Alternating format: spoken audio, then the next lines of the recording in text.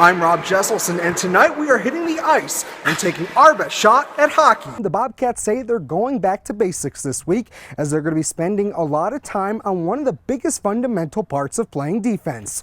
As you can tell, kind of crazy right now. Everybody having a good time.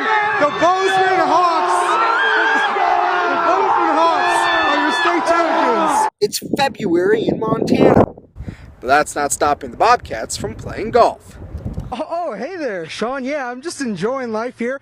I am sitting in left field at the Home Run Derby. Can life get much better than that? Welcome back to Bobcat Stadium, where this crowd is absolutely electric. It's the first game of the year, so obviously it's the Gold Rush game. And if we want to get really crazy, we can even call this option number 3. And in a sense, this is what the Montana State defense is going to be dealing with when they go up against Cal Poly. Tonight we take a look at one team who is very involved in competition, the best tasting kind. We're now joined by Mark Johnson. Mark is the winner of this year's Gold Rush t-shirt design. Mark, I got to ask you, where'd you come up with the idea to make that design? He recently just finished his junior year at Montana State University. Now, following the football season is when he started to see attention from some of college football's biggest programs, places like Texas. Well, when the Cats meet the Grays, you can wipe the records clean, because when it comes down to it, it's all about the final week of the season. One of the big storylines of fall camp is who's going to play quarterback. On one hand, you have Dawson Reardon, who's more of a pocket passer. Both have played with great wide receiver talent, and both say they've never seen a wide receiver have such great hands like Mitch Herbert does. The Peak offers multiple training techniques, all of which focus on mountain skills. For the first 8 weeks of the high school football season, Coach Steve Visna served as the Beaverhead County High School offensive coordinator. Yeah, you want him to go that way, so he has to run under you. But at the end of October, Coach Visna's life changed. After his brother was diagnosed with prostate cancer, Coach Visna's family forced him to get a checkup as well. The guy came back in and said, you know, you've got a tumor in your colon, and it's probably, I've seen a lot of them, you know, thousands of them, and this one doesn't look good to me. Coach Visna was diagnosed with prostate and colon cancer that has now spread to his liver. His cancer is terminal. Without treatment, doctors said he would live up to a year at the most. With the help, it's an unknown timetable. I'm not afraid to die. It's part of living. Just maybe don't want to go now. You know, of course I don't have to now, but you know, I'll just see and fight as hard as I can. Despite going through chemotherapy for the last month, Visna is back doing something he loves. He's back on the gridiron, coaching his team. You catch that football in that seam, and you just fly. Having him out there just really brightens your day every day. It just makes practice go by a little easier, and not just practice, in school in general. And he means a lot to us and the whole community. They see him and they understand what it is to fight and be tough, you know, and you got to carry on and you got to go out and do your best. There's been an outpouring of support for Coach from the community. $25,000 has been raised already for Coach and his family through this website. And while Coach battles through life on and off the field, he goes through it with hope. Coach, we go! Concentration! Dedication! Enthusiasm! Teamwork! You just never know. There's a miracle out there somewhere. In Dillon, Rob Jesselson, ABC Fox, Montana. In the heart of winter, when the weather reaches those bone-chilling temperatures, that's when the Kimmel family gets to work, drilling holes, baiting the hook, then tossing in the line, hoping something latches on. The strategy is trying to think like the fish. Oh, got him.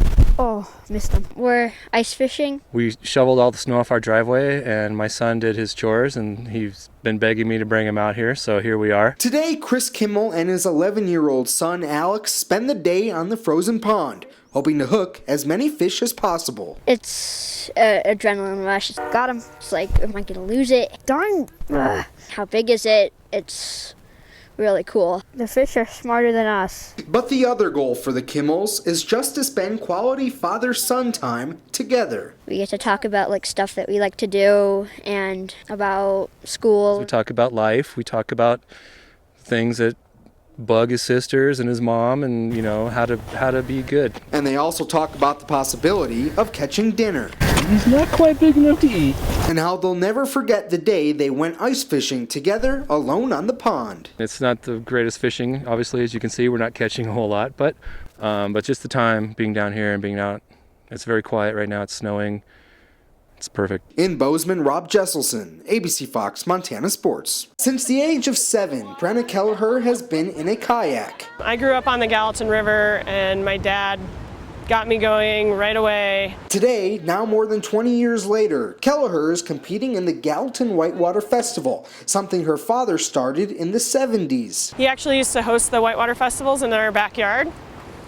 So I've been paddling for a really long time. This year, Kelleher is competing in the downriver race. She hops in the kayak, pushes off the rocks, and it's a go. Paddle till my arms fall off. Kelleher has made a career in kayaking, traveling around the world while competing on the United States freestyle team for 9 years. That took me all over the world. It took me to Spain and Austria and New Zealand and Nepal and Africa, and was on the U.S. kayak team and went to 2 world championships. So it can take you all over the world if you really pursue it.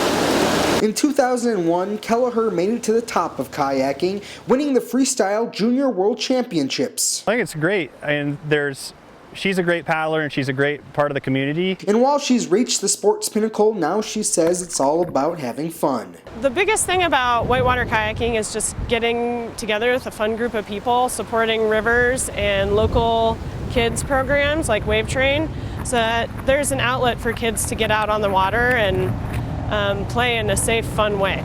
On the Gallatin River, Rob Jesselson, ABC Fox Montana Sports. We go to Missoula because the Lady Grizz are officially done with their exhibition season.